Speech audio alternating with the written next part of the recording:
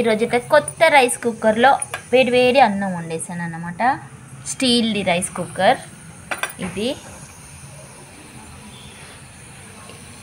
ఈ కంపెనీ పేరు నాకు తెలీదు, ఈ కంపెనీ అన్నమాట.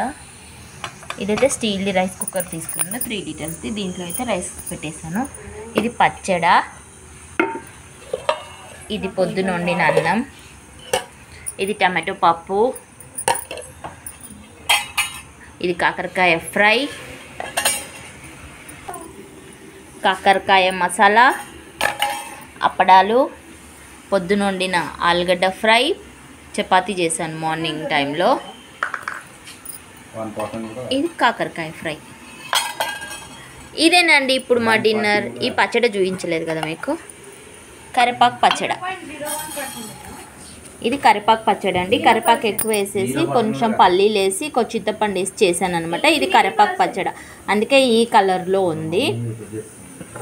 ఇది మార్నింగ్ వండిన రైస్, ఇప్పుడు నైట్లో చేసిన రైస్ ఇది.